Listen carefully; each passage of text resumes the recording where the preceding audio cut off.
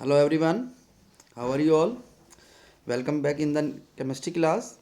Today we will discuss the chapter biomolecules of class 12. It is the lecture number 2. In the previous lecture we have already discussed the reactions of the glucose. Today we will discuss the cyclic structure of the glucose. Open chain structure हमने discuss कर लिया था. अब हमें उसके basis पे cyclic structure discuss करना है. Open chain structure of glucose explain most of the properties. जो ओपन चेन स्ट्रक्चर होता है आपका, वो मोस्ट ऑफ द प्रॉपर्टीज को डिस्कस करता है. But the following facts and the reactions could not be explain by the open chain structure. कुछ reactions हैं, कुछ स्ट्रक्चर्स हैं जो ओपन चेन से हमारे क्लियर नहीं हो पाए. Number one, the in spite of having aldehydic group glucose does not give the शिफ्ट टेस्ट. जबकि एल्डिहाइड में शिफ्ट रिएजेंट का टेस्ट आना चाहिए क्योंकि एल्डिहाइडिक ग्रुप वहाँ पर प्रेजेंट है. It does not form hydrogen sulphide addition product. ये सोडियम हाइड्रोजन सल्फाइड के साथ एडिशन प्रोडक्ट भी फॉर्म नहीं करता, जबकि इसको करना चाहिए था. Next point, penta acetate of glucose does not react with the hydroxyl amine. जो पेंटा एसिटेट होता है ग्लूकोज का, वो हाइड्रोक्सिल एमीन के साथ में रिएक्शन भी नहीं करता, जबकि करना चाहिए. Next point is glucose is found to exist in the two different crystalline forms which are named as the alpha and beta. And the last point है हमारा कि जो ग्लूकोज होता है ये आपका दो डिफरेंट फॉर्म्स में एग्जिस्ट करता है, that is the alpha form and the beta form. ऐसा क्यों हो रहा है? जबकि ओपन चेन के हिसाब से तो देखा जाए तो एक ही टाइप का स्ट्रक्चर पॉसिबल है. This behaviour could not be explain by the open chain structure. ये जो स्ट्रक्चर है हमारा, ये जो कुछ बातें हैं या फैक्ट्स हैं, ये आपके ओपन चेन स्ट्रक्चर से एक्सप्लेन नहीं होते हैं. क्यों नहीं होते हैं वो समझो. It was propose that one of the O H group में add to the C H O group. ये माना जाता है कि जो एक ओ एच ग्रुप है वो सी एच ओ ग्रुप के साथ बाउंड हो जाता है एंड फॉर्म से साइक्लिक हेमी एसिटल स्ट्रक्चर. और एक साइक्लिक हेमी एसिटल स्ट्रक्चर वो वहाँ पर फॉर्म करता है. साइक्लिक हेमी एसिटल समझ रहे हो आप? साइक्लिक का मतलब रिंग स्ट्रक्चर बनता है और हेमी एसिटल का मतलब होता है कि जब अल्कोहल मॉलिक्यूल एक बार एल्डिहाइड से रिएक्ट करता है, अल्कोहल के टू मॉलिक्यूल्स एल्डिहाइड से रिएक्ट करते हैं तो कंप्लीट एसिटल बनता है. पिछले आपने चैप्टर में किया भी था एल्डिहाइड कीटोन्स के चैप्टर में. इस चैप्टर में हम ज़्यादा नहीं डिस्कस करेंगे उस चीज़ को. हेमी एसिटल को समझ लो, एक एल्डिहाइड ग्रुप जब आपका एक बार अल्कोहल से कंबाइन होता है तो एसिटल बनता है, हेमी एसिटल. और इस रिंग शेप में स्ट्रक्चर बन रहा है, that's why I am saying it cyclic hemiacetal structure. It was found that the glucose forms a six-membered ring in which the OH group at the carbon number 5 is involved in the ring formation. ये suppose करते हैं कि जो carbon number 5 का OH group है वो aldehyde group के साथ में कंबाइन हो जाता है. This explain the absence of the C H O group. और वो फिर आपका सी एच ओ ग्रुप नहीं बचता freely, C H O H में कन्वर्ट हो जाता है. And also exist in the existence in of the glucose in the two form. और ग्लूकोज की टू फॉर्म्स में एग्जिस्टेंस को भी एक्सप्लेन करता है. द टू साइक्लिक स्ट्रक्चर्स या forms exist in the equilibrium with the open chain structure as follows. ये जो हमारे दो साइक्लिक स्ट्रक्चर हैं दोनों एक दूसरे के साथ इक्विलिब्रियम में एग्जिस्ट करते हैं with the open chain structure. कैसे करते हैं वो देखो. ये कुछ स्ट्रक्चर्स हमने लगाए हुए हैं यहाँ पर अल्फा और beta gamma, alpha beta isomers के. बेसिकली यहाँ पर होता क्या है, जो आपका ये एल्डिहाइड ग्रुप था सी एच ओ ग्रुप और फिफ्थ कार्बन का O H group, this combine with the this carbon atom to the aldehyde group. Now this becomes C H O H group. अब ये दो सिचुएशन हो सकती है कि एच हमने लेफ्ट साइड में लिखा हुआ था तो ओ एच राइट में आ जाएगा, और यदि बाई चांस आपका एच राइट में होता तो ओ एच लेफ्ट में आ जाता. तो ये आपके टू टाइप्स के पॉसिबल आइसोमर्स बनते हैं. एक को हम बोलते हैं अल्फा डी ग्लूकोज, दूसरे को बोलते हैं अल्फा डी ग्लूकोज. दोनों स्ट्रक्चर्स में आप एक कॉमन बात नोट करो, प्लस साइन है. प्लस साइन इंडिकेट दोनों में क्या करेगा, ये आपका ऑप्टिकली एक्टिव है और डेक्स्ट्रो रोटेटरी कंपाउंड है. ये इस तरह से दो पॉसिबल आइसोमर्स एग्जिस्ट करते हैं. The two hemiacetal acetal forms of the glucose differ only in the configuration at the C1. जो दोनों आइसोमर्स हैं वो दोनों आइसोमर सिर्फ और सिर्फ डिफरेंस में होते हैं C1 कार्बन पे OH की पोजीशन पे. Are called as the anomeric carbon, उस कार्बन को हम बोलते हैं anomeric carbon. And such isomers are known as the anomers. और इस तरह के आइसोमर को हम क्या बोलते हैं, एनोमर्स बोलते हैं. Next point, the six membered cyclic structure of glucose is called as the pyranose structure. जो सिक्स मेंबर्ड साइक्लिक स्ट्रक्चर होता है ग्लूकोज का, उसको हम पायरेनोज स्ट्रक्चर बोलते हैं because its structure is very similar to pyran. Pyran एक आपका हेट्रोसाइक्लिक कंपाउंड होता है जिसमें आपका एक ऑक्सीजन होता है, 5 आपके कार्बन होते हैं और 2 डबल बॉन्ड्स होते हैं। ये इस तरह का स्ट्रक्चर होता है पायरन का, जो हमने लेफ्ट में ड्रॉ किया हुआ है। अब इसमें हम अल्फा डी ग्लूकोज और बीटा डी ग्लूकोज को यदि प्लॉट करते हैं तो उसका स्ट्रक्चर कैसे होगा, जरा देखो। सबसे पहला काम, एक तो 6 मेंबर्ड आपको रिंग प्लॉट करनी है। 6 मेंबर्ड रिंग में एक ऑक्सीजन दिखा दो, बाकी 5 कार्बन की चेन दिखा दो, रिंग दिखा दो। फर्स्ट कार्बन पे HOH दिखाओ, सेकंड कार्बन पे भी HOH, थर्ड कार्बन पे HOH की पोजीशन रिवर्स है, फोर्थ कार्बन पे भी सेम है, और लास्ट वाले कार्बन पे जो आज जो फिफ्थ कार्बन था जिस पे आपकी रिंग बनी है उस पे एक CH2OH ग्रुप है। This group always be shown on the top of the ring. Ring के ऊपर दिखाना है, कभी भी रिंग के अंदर नहीं दिखाना है। H जो बचा उसको आप अंदर शो कर दो। ये मैंने पिछले वाले स्ट्रक्चर से ड्रॉ किया है। इसमें एक छोटी सी बात, जो बीटा आइसोमर बनेगा, बीटा आइसोमर के लिए आपको क्या करना है, सिर्फ और सिर्फ सब कुछ सेम बनाओ, only the first carbon atom is different. First carbon पे HOH की पोजीशन को रिवर्स कर दो। ये पहले वाला हो गया alpha, second structure is known as the beta. Therefore it is completely named as alpha D plus glucopyranose. और जबकि दूसरा स्ट्रक्चर बन जाता है बीटा डी प्लस ग्लूकोपाइरेनोज। अब ये बहुत सारी चीज़ें इंडिकेट करते हैं। अल्फा कार्बन जो है आपका HOH की पोजीशन को बताता है on the carbon number 1। Capital D indicate करता है जो फिफ्थ कार्बन पे OH था वो आपका राइट में था। प्लस साइन इंडिकेट करता है ये डेक्स्ट्रोरोटेटरी है। ग्लूको मतलब ग्लूकोज से बना है, पायरोनोज मतलब ये पायरन जैसा स्ट्रक्चर है, दैट इज द साइक्लिक। अब आपको 1 नंबर में एग्जाम में क्वेश्चन मिलता है अल्फा डी प्लस ग्लूकोपाइरेनोज का स्ट्रक्चर ड्रॉ करें, तो आप पहले वाला स्ट्रक्चर ड्रॉ कर देना। Next is mutarotation. एक छोटी सी फिनोमिना होती है, ये जो अल्फा बीटा फॉर्म आपस में एग्जिस्ट करते हैं उस चीज़ को हम म्यूटा रोटेशन से डिफाइन करते हैं। If either of the two forms of the glucose that is the alpha form and beta form are dissolve in water and allowed to stand for some time, then specific rotation of solution change. यदि आप दोनों को alpha beta form को water में dissolve कर दो और कुछ टाइम के लिए उसको स्टैंड बाय में छोड़ दो, then the specific rotation of the solution change and reach to a constant value that is 52.5 degree. This spontaneous change in the specific rotation of optically active compound is known as the muta rotation. Actually क्या होता है, alpha form की rotation अलग होती है, beta form की rotation अलग होती है, बट आफ्टर मिक्सिंग ये एक कांस्टेंट वैल्यू आ जाती है और दोनों की रोटेशन में चेंज हुआ है, अल्फा की भी बीटा में। This process is known as the mutarotation. Now the next topic is fructose. It is an important ketohexose। जैसे अभी तक हमारा एल्डोहेक्सोज चल रहा था, अभी हमारा कीटोहेक्सोज है। इट मीन्स इसके अंदर कीटोन ग्रुप होता है और ये हेक्सोज है, मतलब 6 कार्बन एटम है। It is obtained along with the glucose bye the hydrolysis of disaccharide glucose. ये कैसे बनता है, डाइसैकेराइड जब सुक्रोज का आप हाइड्रोलिसिस करते हो तो उसके में ग्लूकोज बनता है, साथ में फ्रक्टोज भी बनता है। स्ट्रक्चर ऑफ फ्रक्टोज, सॉरी ये मिस्टेक है, ये ग्लूकोज नहीं फ्रक्टोज है, इसको ठीक करना, it is by mistake. Its molecular formula is also C6H12O6। इसका भी मोलिकुलर फॉर्मूला C6H12O6 होता है। On the basis of its reaction it was found to contain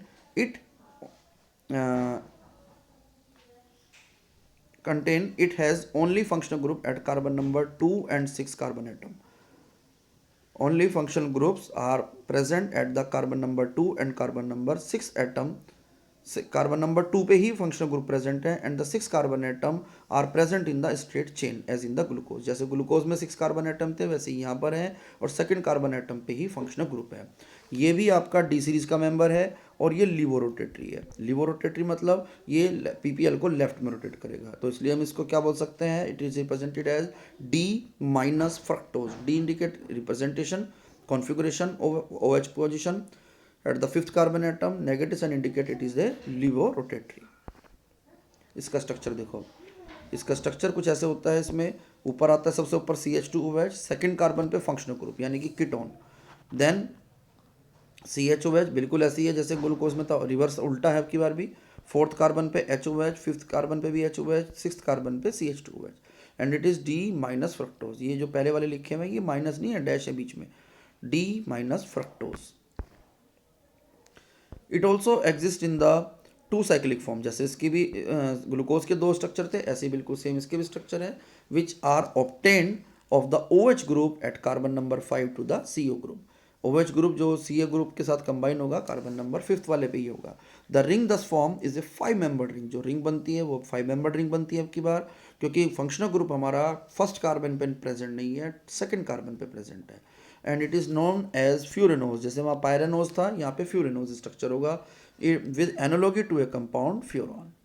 furan भी एक आपका हेट्रोसाइक्लिक कंपाउंड होता है जिसमें आपका एक ऑक्सीजन मेंबर प्रेजेंट होता है, बाकी 4 कार्बन एटम प्रेजेंट होते हैं। It is a 5 membered ring with 1 oxygen atom and the 4 carbon atoms. जरा स्ट्रक्चर देख लो, जरा जूम करता हूँ मैं इसको, आप जरा ध्यान से देखो। अब इसमें स्ट्रक्चर में वही कार्बन का 5th कार्बन पे OH जब कंबाइन होगा CH2OH अब की बार एज इट इज़ है, OH आपका बचा। 3rd कार्बन पे पहले भी रिवर्स था, अब भी रिवर्स है। फिर HOH 5th कार्बन पे H, और ये OH का जो H था, सॉरी ऑक्सीजन था, वो यहाँ पर कंबाइन हो गया। जो H था वो तो कीटोन के साथ कंबाइन हो गया, और ये आपका बचता है CH2OH। सिमिलरली आप इसका बीटा माइनस फ्रक्टोज भी बना सकते हो, उसमें भी कार्बन नंबर 1 पे सिर्फ एटम्स की पोजीशन में फ़र्क होगा। रिंग के हिसाब से ये जो कार्बन नंबर 2 है यही आपका कार्बन नंबर 1 बन जाता है रिंग के हिसाब से। 1, फिर ये 2, फिर ये 3, फिर ये 4, और 5th मेंबर है यहाँ पर ऑक्सीजन एटम। तो कन्फ्यूज़ मत होना, कार्बन नंबर 2 पे ही हमें पोजीशंस को देखना है, और उनकी पोजीशंस में फ़र्क होगा। यहाँ पर अल्फा बीटा आइसोमर्स में HOH OH और CH2H की पोजीशन देखो, OH लेफ्ट में है, CH2H राइट में है, जबकि जो अल्फा स्ट्रक्चर है उसमें आपका OH राइट में है, CH2H आपका लेफ्ट में है। ये आपका फ्रक्टोज का स्ट्रक्चर हो गया। The cyclic structure of 2 anomers of the fructose are represented by the Haworth structure. इनको हावर्थ स्ट्रक्चर बोलते हैं। हावर्थ स्ट्रक्चर के अकॉर्डिंग हम इनको रिप्रेजेंट करते हैं। इसमें भी आपने उसी तरह से बनाना है ऑलमोस्ट। ये रिंग में ऊपर की तरफ कार्बन पे सॉरी ऑक्सीजन दिखाओ, 2nd कार्बन पे CH2OH ऊपर, OH नीचे, ये अल्फा बना रहे हैं हम। 3rd कार्बन पे HOH अपोजिट, 4th पे उसके अपोजिट, और 5th कार्बन पे भी मैंने आपको बताया था जो CH2OH बनता है हमेशा रिंग के ऊपर बनता है, चाहे ग्लूकोज बनाओ चाहे आप फ्रक्टोज बनाओ। सेम स्ट्रक्चर आप बीटा बना दो, बस कार्बन नंबर 2 पे OH और CH2OH रिवर्स शो कर दो। Importance of the carbohydrate. These are the essential for the plants and the animals as a source of the energy. ये plants और animals में as a source of energy काम करते हैं। हमारे बहुत सारे खाने पीने की चीज़ में भी कार्बोहाइड्रेट प्रेजेंट होता है, जो जैसे पोटैटो लेते हो, राइस लेते हो, वो कार्बोहाइड्रेट्स के रिचेस्ट सोर्स होते हैं। Number 2, they store energy in the form of starch and cellulose in the plants. ये जो एनर्जी स्टोर होती है स्टार्च में और सेलुलोज में प्लांट्स में, वो स्टार्च और सेलुलोज की फॉर्म में ही होती है। 3rd point, they are used in the textile, paper and alcohol industries. इन सब में भी यूज़ होते हैं। Honey consist of the mixture of carbohydrate which is a source of energy. Honey को मिक्सचर ऑफ कार्बोहाइड्रेट मानते हैं, और वो as a source of energy भी काम करता है। बहुत सारे एनर्जी हम उससे गेन कर सकते हैं। ये टॉपिक कार्बोहाइड्रेट का अब आपका फिनिश हो गया। नेक्स्ट टॉपिक हम स्टार्ट करेंगे protein. Proteins are the complex nitrogenous organic compounds which are produced by which are essential को for growth and maintenance of the body। Body की ग्रोथ के लिए, बॉडी के मेंटेनेंस के लिए ज़रूरत होती है इनकी। They occur in the every part of the body and form the fundamental basis of the structure. वो बॉडी के हर पार्ट में प्रेजेंट भी होते हैं, और fundamental basis of structure and function of life के लिए रिक्वायर्ड भी होते हैं। All proteins are the polymers of alpha amino acids. जितने प्रोटीन्स होते हैं पॉलीमर्स के, वो सारे के सारे अल्फा एमिनो एसिड्स के पॉलीमर्स होते हैं। Next is the second point, the compounds which अब जो कार्बोक्सिलिक एसिड में, सॉरी इसमें हमने कहा है ये एमिनो एसिड्स हैं, नाम से कुछ कुछ क्लियर है कि यहाँ पर एमिनो एसिड्स भी होते हैं, मतलब एमिनो ग्रुप और एसिड भी होगा, COOH group, carboxyl group as well as NH2 group. The compounds which contain carboxyl acid group and the amino group are called as the amino acids. Depending upon the relative position of amino acids with respect to the carboxyl group, amino acids may be classified as alpha, beta, gamma, delta and so on. NH2 की position को consider करना है, COOH के respect में consider करना है। Only alpha amino acids are obtained by the hydrolysis of protein. Protein का जब हम हाइड्रोलिसिस करते हैं तो वहाँ पर हमें सिर्फ अल्फा एमिनो एसिड मिलते हैं, बाकी एमिनो एसिड्स नहीं मिलते हैं। Next point, alpha amino acids are the compounds in which NH2 group and the COOH group are present on the same carbon atom. जो एक अल्फा एमिनो एसिड है उसमें NH2 ग्रुप और COOH group same carbon atom पे present होते हैं, alpha वाले में जनरली हमें इसमें अल्फ़ा की बात इसलिए ज़रूरत करनी पड़ रही है because all proteins are the amino polymers of alpha amino acid. उसमें NH2 ग्रुप और COOH ग्रुप सेम कार्बन पे प्रेजेंट होते हैं। For example is glycine. अभी दिखाते हैं आपको स्ट्रक्चर। ये जो कंपाउंड है हमारा, ये स्ट्रक्चर ऑफ एमिनो एसिड है। इसमें मैं R को यदि H से रिप्लेस करता हूँ यहाँ पर, तो मेरा ग्लाइसिन बन जाता है कंपाउंड। और ग्लाइसिन आपका ऑप्टिकली इनएक्टिव भी है। बाकी सारे एमिनो एसिड्स आपके ऑप्टिकली एक्टिव होते हैं। देखो ये COOH ग्रुप है, इसके हिसाब से नेक्स्ट कार्बन ये बन रहा है आपका। इस कार्बन पे अल्फा बोलेंगे और NH2 ग्रुप है, therefore it is the alpha amino acid. R group side chain है, कुछ भी हो सकता है यहाँ पर, H, methyl, ethyl, propyl, isobutyl etcetera. एक मेथड और होता है इनको रिप्रेजेंट करने का, न्यूमैन्स प्रोजेक्शन मेथड। तो उस मेथड में हम क्या करते हैं, आपको पता ही है, कार्बन की चेन नहीं रिप्रेजेंट करते, लॉन्गेस्ट लाइन बना देते हैं बस। R पे ही COOH रिप्रेजेंट कर दिया, एक तरफ R ग्रुप, एक तरफ COOH ग्रुप, एक H और एक NH2 ग्रुप, इस तरह से रिप्रेजेंट करते हैं। NH2 ग्रुप लेफ्ट में रिप्रेजेंट करना है। जितने भी एमिनो एसिड्स हैं ये सब L कॉन्फ़िगरेशन वाले होते हैं, तो L कॉन्फ़िगरेशन उनको ही बोलते हैं जिसमें NH2 ग्रुप आपका लेफ्ट में प्रेजेंट होता है। Types of the amino acid, इनके कुछ टाइप्स भी हैं। नंबर 1 एसिडिक, बेसिक और neutral. If the number of the amino group and the COOH group are equal, then it is known as the neutral amino acid। यदि आपका ऐसा कोई amino acid है जिसमें आपके NH2 ग्रुप और COOH ग्रुप का नंबर सेम है, मतलब 2 एमिनो ग्रुप हैं तो 2 ही कार्बोक्सिल ग्रुप हैं, तो वो कहलाता है आपका neutral amino acid. If the number of COOH group are more than the amino group, then it is known as the acidic. While if the number of amino group are more than the COOH group, then it is known as the basic amino acid। सीधी सी बात है, COOH group आपका acidic होता है, NH2 group आपका basic होता है। जिसका number ज़्यादा हो जाएगा उसी के हिसाब से नेचर हो जाएगा। COOH ग्रुप का नंबर ज़्यादा है तो वो एसिडिक, NH2 ग्रुप का ज़्यादा है तो वो बेसिक कहलाता है। Essential and non essential amino acids, कुछ एमिनो एसिड हम इस तरह से भी क्लासीफाई करते हैं। The amino acid which can be synthesize in the body, जो एमिनो एसिड बॉडी में सिंथेसाइज हो जाता है वो कहलाता है नॉन एसेंशियल। मीन्स वो बॉडी में रिक्वायर्ड नहीं है, बाहर से डाइट के थ्रू आपको नहीं लेना। For example glycine and एलिनाइन। while the amino acid which cannot be synthesized in the body and must be obtained through diet, जो आपकी बॉडी में नहीं बनते हैं, हमारी बॉडी में नहीं बनते हैं, डाइट के थ्रू हमें गेन करने पड़ते हैं, वो कहलाते हैं आपके essential amino acid. For example valine और ल्यूसिन इसके 2 एग्जांपल हैं, याद रखने हैं, सिंपल नेम याद रखो, स्ट्रक्चर की कोई जरूरत नहीं है। Next heading is properties of the amino acids.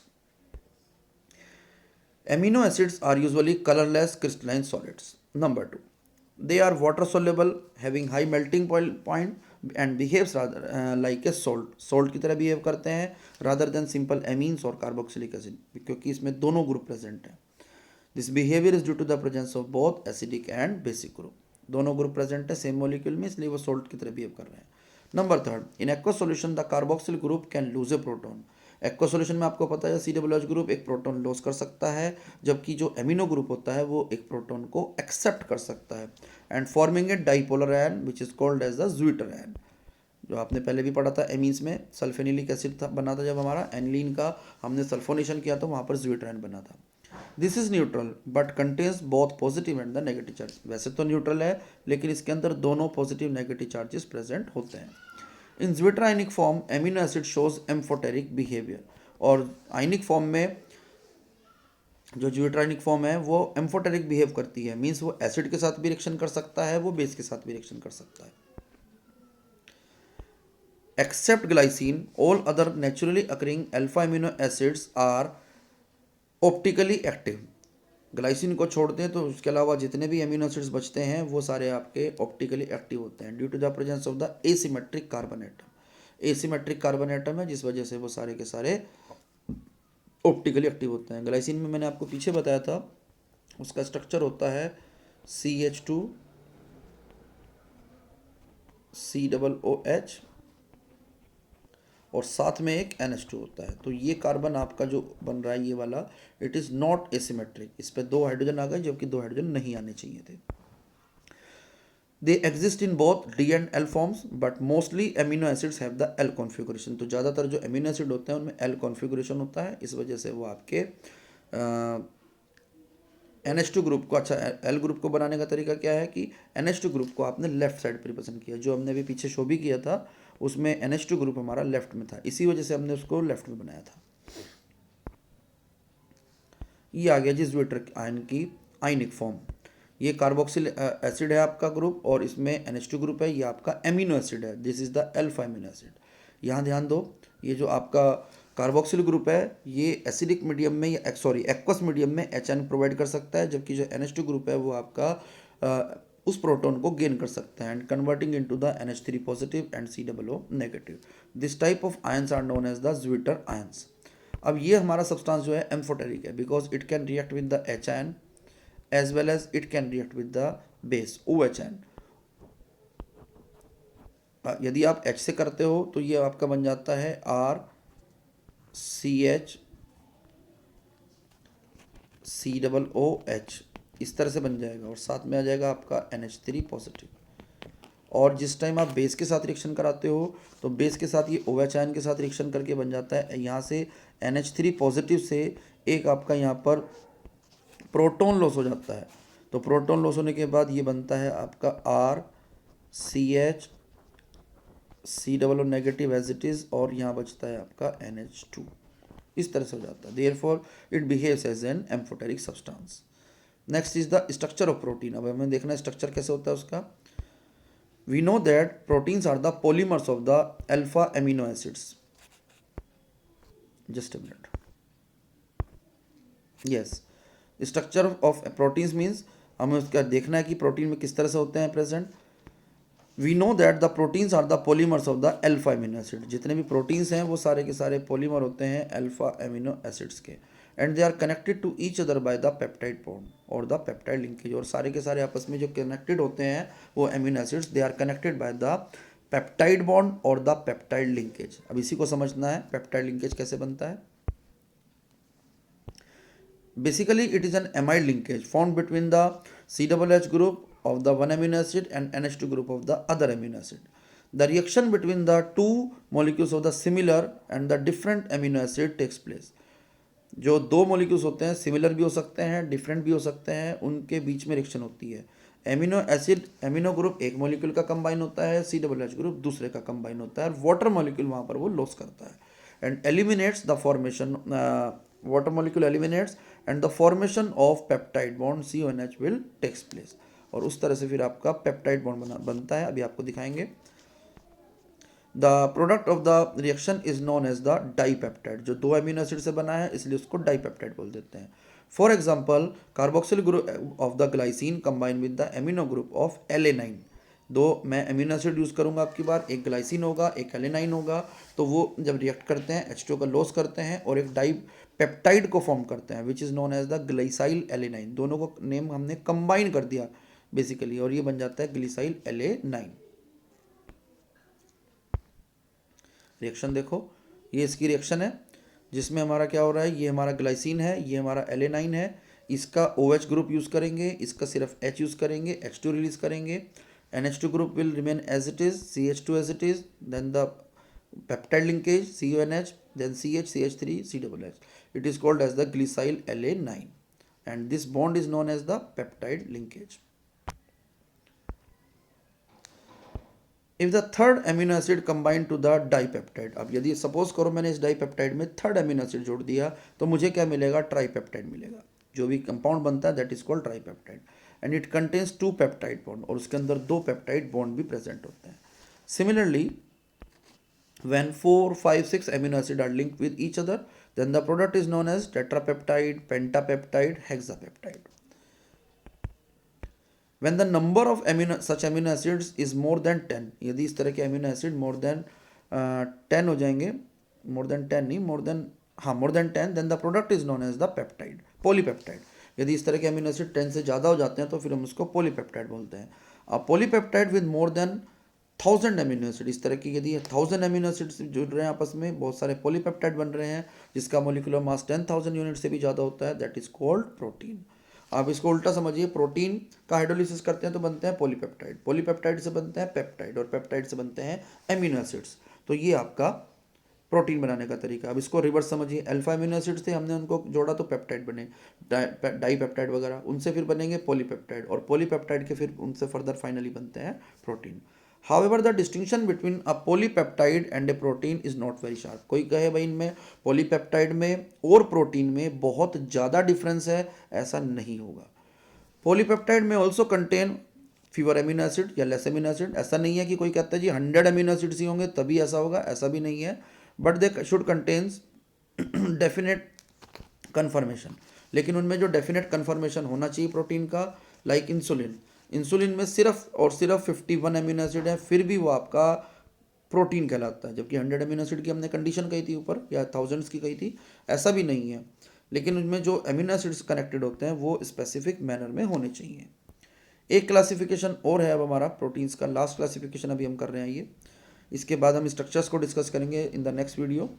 2 types of the structures are there. Number 1 fibrous protein and globular protein.